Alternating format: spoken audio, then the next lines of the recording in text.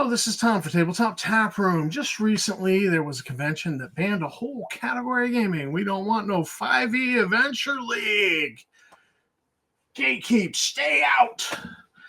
I thought today we would talk about boycotting, banning, and the WotC legacy disclaimer. But before we get too deep into it, let me just say thanks for watching the video. Thanks to my subscribers. You guys are great. In fact, we just got a new subscriber and made us 801 in subscribers. Woohoo! Moving right along. So, and thanks. Don't forget that like, subscribe, bell icon. Help me build the channel. So, legacy disclaimer. Nobody likes it. Well, I mean, some people might. They probably work at WotC. But by and large, nobody really appreciates it.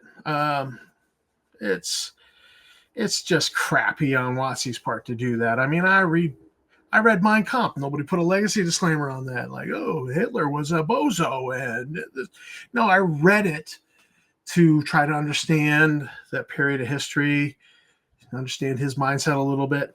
I know the guy's a douche. Okay? I read things in history all the time. I'm a history nerd. I know that people don't think the way we think here in modern times. They think differently. I don't need no legacy disclaimers. We're not children. We're adults.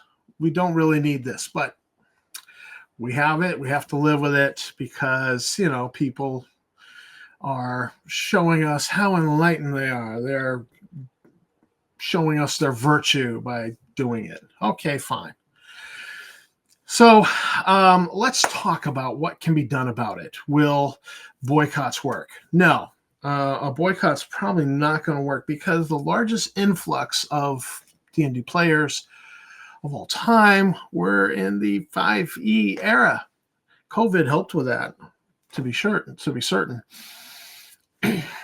So it would be effective if the grognards, the OSR crowd, outnumbered everybody else.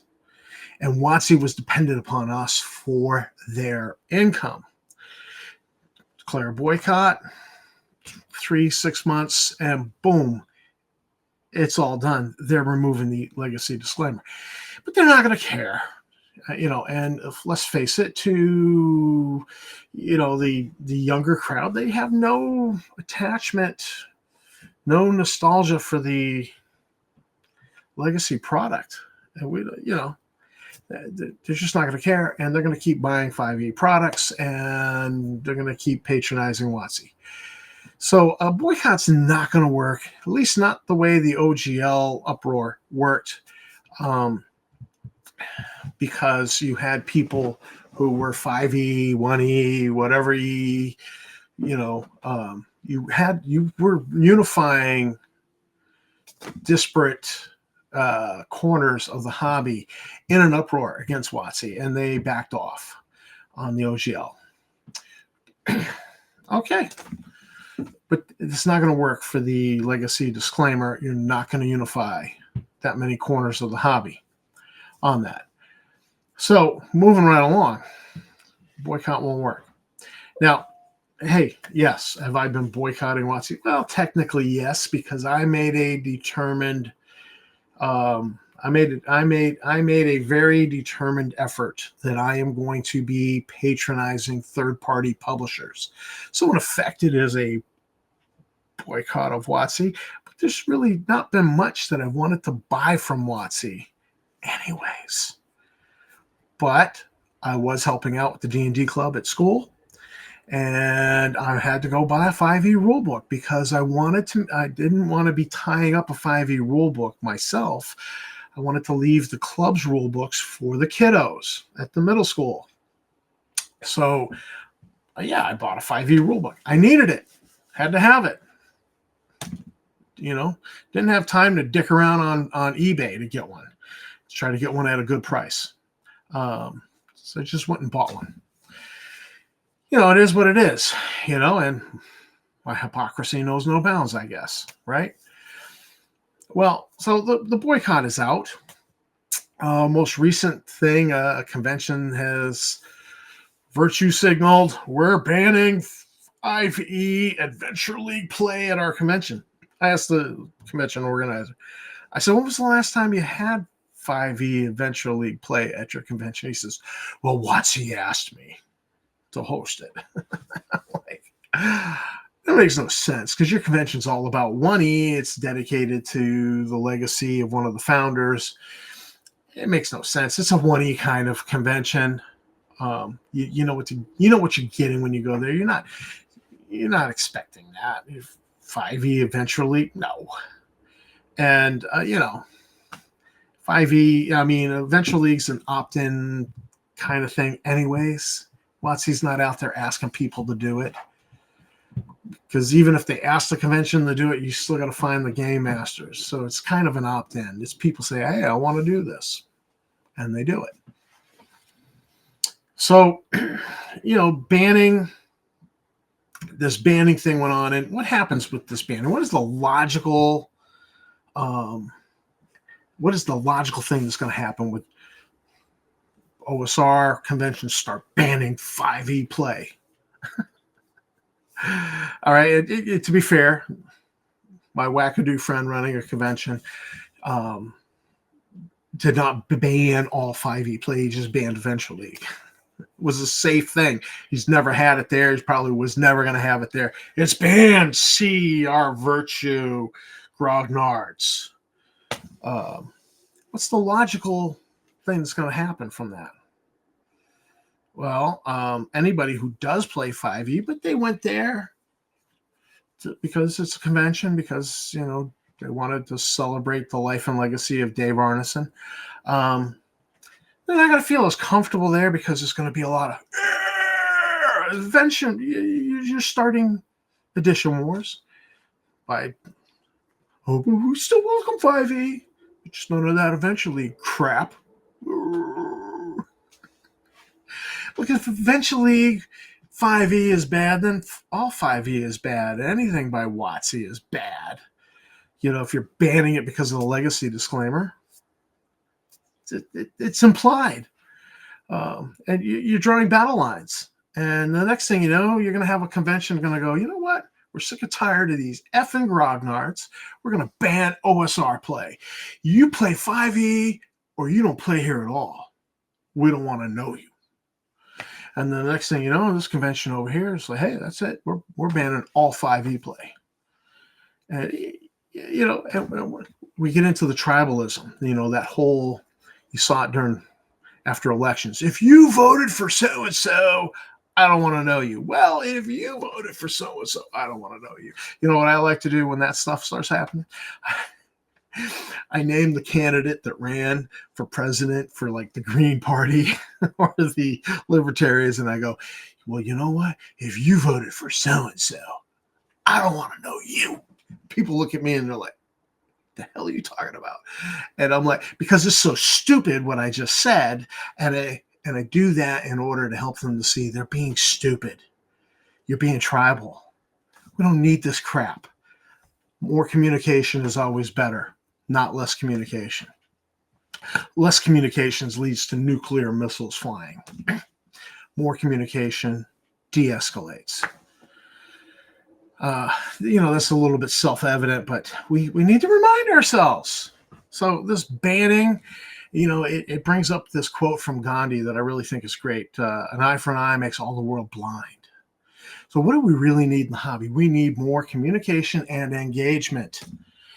I got into wargaming because I was visiting a wargaming store because I had called around to find out where RPG products were being sold to get a gift from my brother.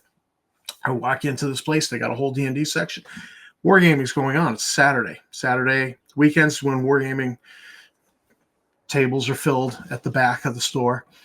And I walk over and I'm like, most of the tables are 8 by 4 foot, standard wargaming table. But the one table was 12 by 6 foot. It's laid out with gorgeous terrain, laid out mass battle, 7 Years' War, which is Napoleonics before Napoleon. And the guy organizing said, hey, you want to sit in? I got 2 regiments cavalry here. You can push those. I'm like, I don't know the rules. It doesn't matter. Cavalry move this many inches, infantry move this many inches, and we'll tell you what to roll when you need to roll dice. All right, had a blast. I was hooked. Next thing you know, I'm buying miniatures, I'm painting miniatures, I'm basing armies, I'm painting miniatures for other people. They're like, oh, you do good work, dude. And I'm making money and I'm loving it. Love the hobby. Love wargaming. But I got into it because somebody said, hey, you want to sit in? So you know what this hobby needs? You know what the OSR third-party market needs? We need people to say, hey, I'm going to go to the local store and sit at one of the tables and I'm going to run this game. Bring some of your friends who already play the game. And then when people come over and they start looking at it like, what is this? Because you're playing something not 5e, you're playing something they've never seen before. Because you know what? There's this whole market of this whole crop of 5e players out there. They have not seen the cool stuff that we've seen, the cool games that we play that are Call of Cthulhu Invictus, which is Call of Cthulhu set in Roman times, which I think is absolutely cool. They've not seen Gangbusters BX. They've not seen Traveler. They've not seen Cepheus Engine. They don't even know what. If you said Cepheus Engine, they wouldn't even know that that's a Traveler clone, right? They wouldn't even know. Star Frontiers, Boot Hill. They haven't seen any of this stuff. But there's cool stuff out there. Dragon Slayer, Shadow Dark. They haven't seen a BX clone that has such fast combat. You're doing 5, 6, 8 combats in a session. Okay? Combats slowed down terribly at the third edition and have not sped up measurably at all. Okay? 5th edition is just as bad as 3rd edition. And, we don't even discuss 4th edition. So there's a whole crop of people out there. You need to engage and communicate. Invite people over. Hey, we're going to be playing Call of Cthulhu. You ever play it? I know you play 5e, but have you ever played Call of Cthulhu? No, it's really cool. Why don't you come over? We're going to be running like a 4-session little mini campaign of that for the month of January and February. Why don't you come over and sit in on that? Maybe you'll like it, maybe you won't. If you don't like it, it's all right. Cthulhu will kill your character early. And by the way, most people die or go insane in Call of Cthulhu. This is really just about having fun. It's not about having superheroes and having a big game. It's just about having fun. And that's what you need to do. Invite them over to your house. Hey, come over, sit in for this little thing we're doing.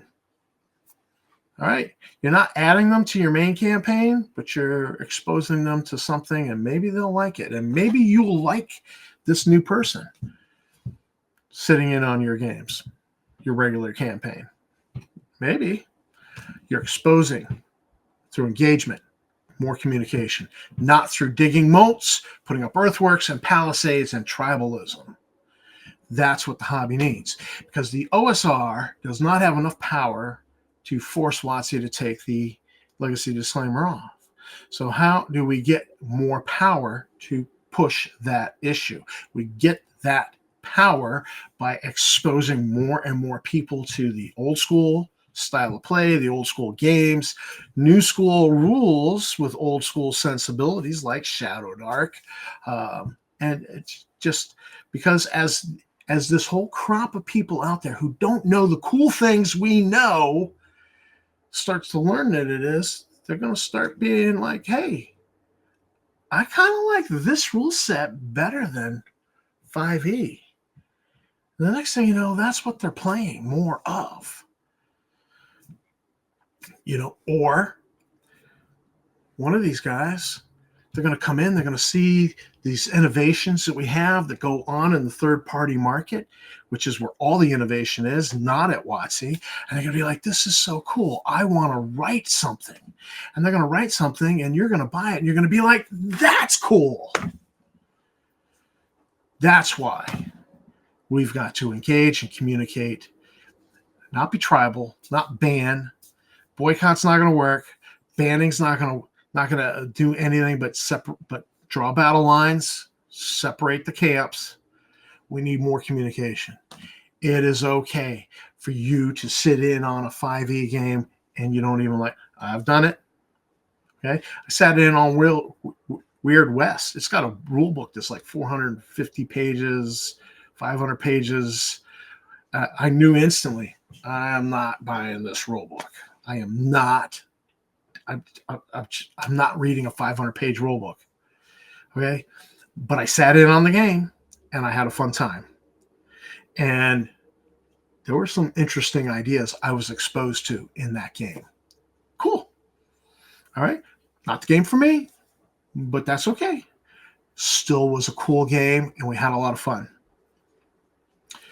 So communication and engagement, that's the ticket. You need to run games at your local game store so that people are exposed.